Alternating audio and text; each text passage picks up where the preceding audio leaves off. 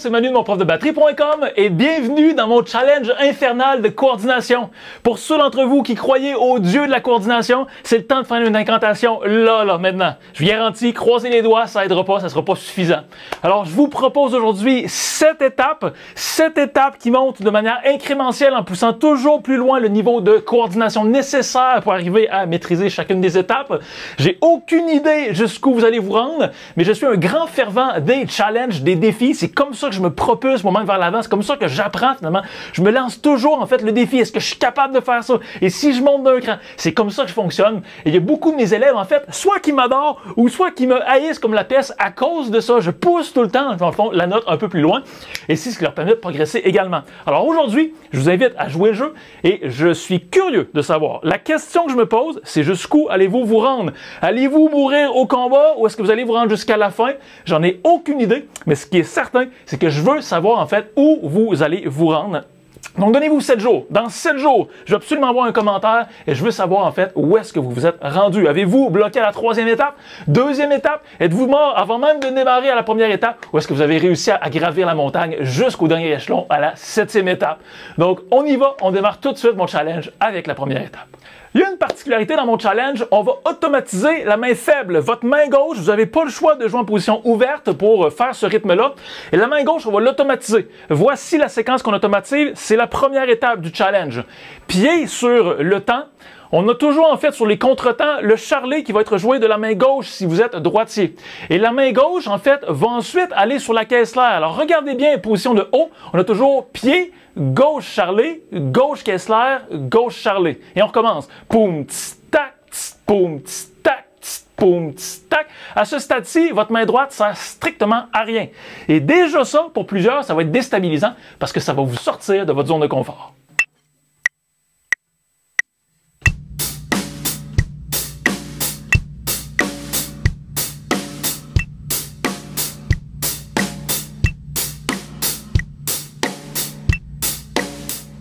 Je me suis lancé un défi à même devant la caméra et c'était pas si concluant que ça. J'ai voulu faire salut en même temps. Oubliez ça, ma coordination est pas là, je suis pas habitué. Juste maintenir tout ça en faisant un salut de la main, c'était assez robotique mon affaire.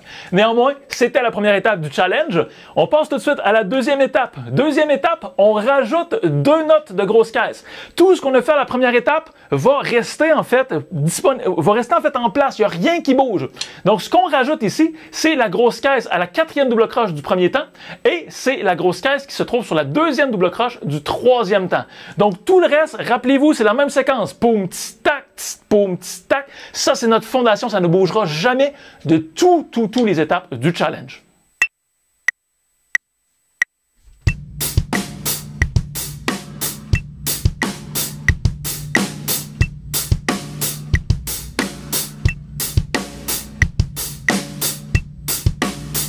Ça va jusque-là? On passe à la 3e étape. On monte d'un cran. Tout ce qu'on a fait à l'étape 2 reste, dans le fond, bien présent à l'étape 3. Ce qu'on rajoute à l'étape 3, c'est la main droite qui commence à entrer en jeu. 2 frappes qu'on ajoute juste ici, en fait, sur le tome 1. Donc, 2e et 4e double croche du 2e temps. On va aller glisser, en fait, la main droite qui est là. Faites attention, côté coordination, on est déjà à quelque chose de relativement avancé. On y va. Exemple à 90 BPM.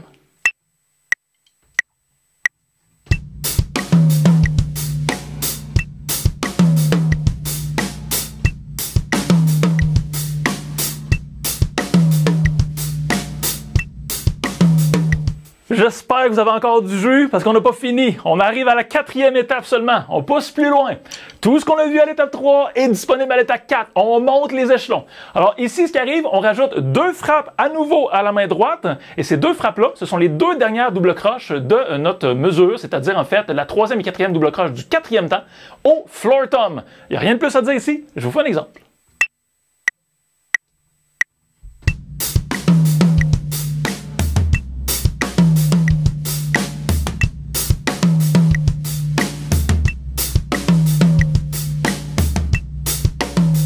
On monte encore d'un cran.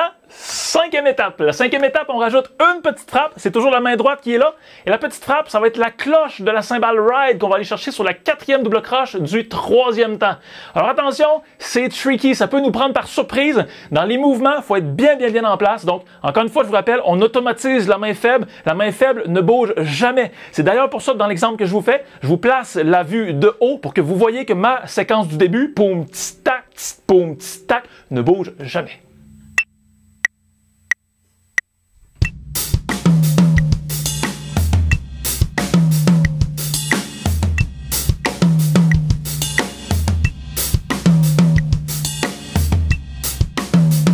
Il reste deux dernières étapes.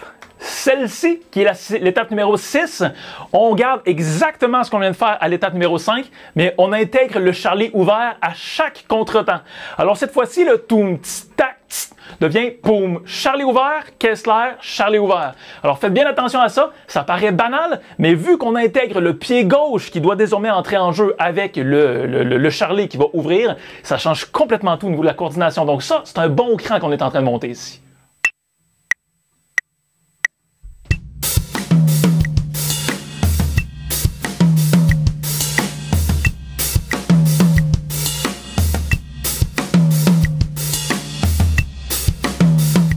On termine avec la cerise sur le sundae. Et c'est quoi la cerise sur le sundae? Intégration d'un rudiment.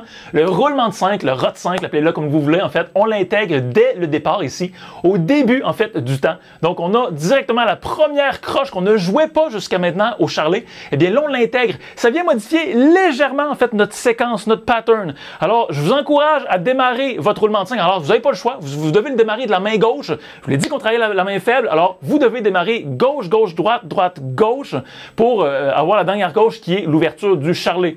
Et ça, en fait, ça va vous permettre de garder en fait en place tout le reste du pattern. Alors, à chaque mesure, on démarre avec un roulement de 5.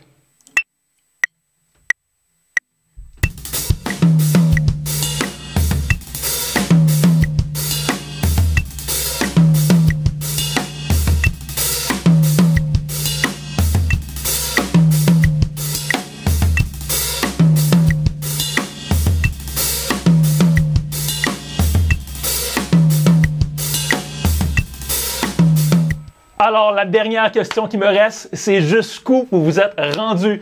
Je veux vraiment savoir ça dans la zone de commentaires. Prenez 3, 4, 5 jours, une semaine s'il faut pour pratiquer cet exercice-là. Il y a beaucoup d'étapes. Les étapes montent très vite en termes de niveau. Côté coordination, c'est infernal. Côté, en fait, main faible, c'est excellent. Et on travaille même le rudiment, donc le roulement de 5 qui est intégré à l'intérieur. Donc, excellent exercice qui n'a pas d'application pratique instantanée en musique, mais qui quand même fait travailler tous les rouages et la mécanique essentielle pour finalement se considérer être un bon batteur. Voilà, c'est déjà complet pour la vidéo actuelle. Comme toujours, je vous encourage à vous entraîner avec l'exercice d'aujourd'hui en téléchargeant le PDF qui contient chacune des étapes qu'on vient de voir ensemble.